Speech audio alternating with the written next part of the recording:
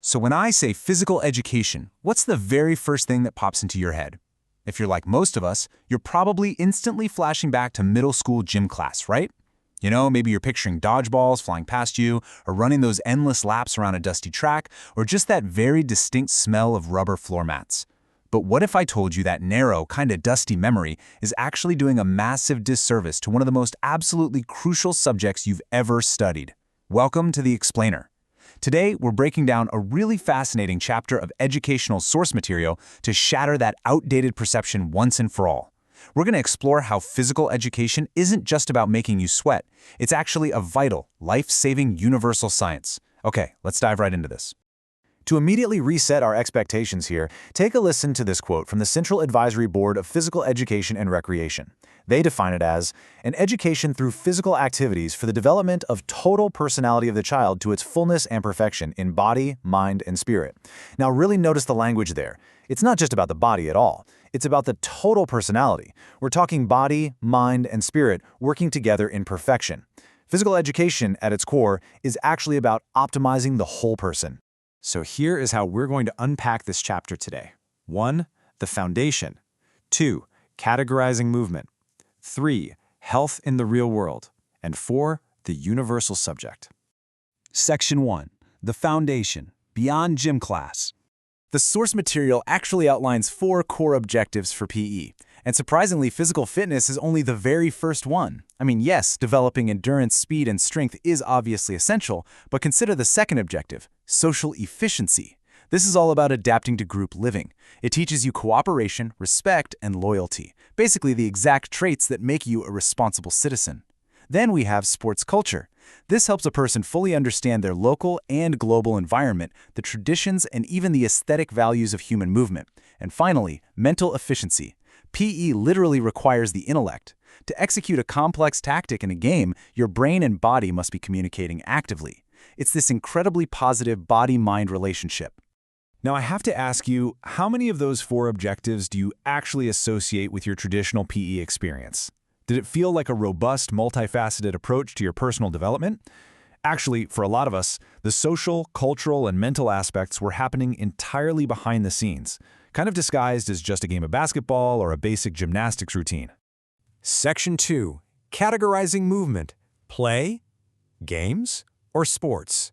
We constantly use the words play, games, and sports like they mean the exact same thing, but our source text strictly defines them as 3 entirely distinct categories. Let's do a little rapid-fire debunking here. First, play is spontaneous. It is totally free, uncertain, and it's governed by your own self-made rules. The only real goal is just fun and pleasure. Now, games level this up a bit.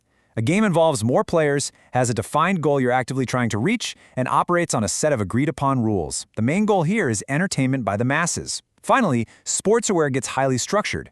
A sport involves repetitive body movements, think running or swimming. It operates on agreed rules, for sure, but the key differences are the intense focus on competition and the fact that the mental capabilities of the athlete are being actively judged. Ultimately, the individual skill determines the outcome of the whole shebang. Section 3. Health in the real world. The COVID-19 Toolkit. To really show you how deeply relevant this curriculum is today, the source chapter explicitly covers communicable diseases, specifically asking the million-dollar question, how do we prevent coronavirus? This just perfectly demonstrates that physical education acts as a highly practical, immediate survival toolkit for navigating real public health crises. Let's look at the exact steps the text outlines. First up, regular hand washing with soap and water, or using a 60% alcohol sanitizer if soap isn't readily available. It is also absolutely necessary to throw used tissues into closed bins immediately after you use them. This is fundamental disease control, and it's being taught right alongside your basic physical fitness. Then, the sequence continues with respiratory etiquette. You absolutely must cover your nose and mouth with a handkerchief or a tissue while sneezing and coughing. And crucially, this is a big one, avoiding touching your eyes, nose, and mouth entirely, since those are the primary entry points for a virus to get into your system. Finally, the source highlights our broader social responsibility, avoiding mass gatherings and crowded places. So the really crucial takeaway here is that a true physical education curriculum doesn't just build your muscles. It empowers you with the knowledge to protect yourself and your entire community from real biological threats. It's essentially applied public health. Section 4. The Universal Subject. The Ultimate Intersection. Now, this is where it gets super interesting. Physical education actually builds into this incredible interdisciplinary web, connecting to almost every other academic subject you take. In science, we map the human body from individual cells all the way to complex systems, anatomy and physiology, so we can design optimal training. In social science, participating in sports literally reflects the values, rules, rights, and responsibilities of a democratic society. It actively teaches you how to engage as a citizen. And in art, we see the amazing incorporation of fine motor skills, rhythmic movement, and creative expression through things like dance and gymnastics. Okay, get ready for a highly unexpected connection. Economics and PE. I mean, how do they even overlap? Well, the source chapter points out that PE teaches consumer health, assisting students in becoming informed consumers in the real world. But going even deeper, it studies the actual cost of specific behaviors and illnesses. It looks closely at the economic impact of obesity, inactivity, and the heavy financial burden of disease on families and the broader community. Basically, a healthy society dictates how we allocate our scarce economic resources. And hey, we definitely can't forget mathematics. In physical education, math provides the actual tools and procedures we need to model physical situations.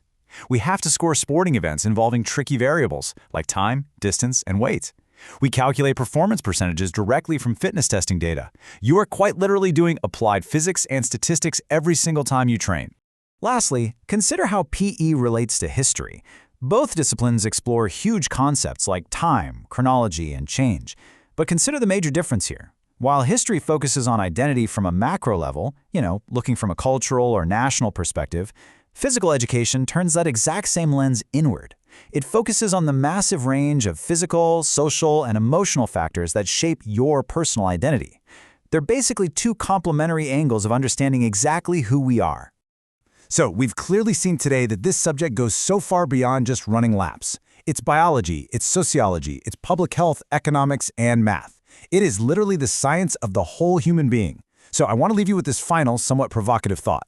If physical education encompasses science, art, history, and literally the toolkit for our very survival, why on earth do we still treat it as just an extracurricular activity?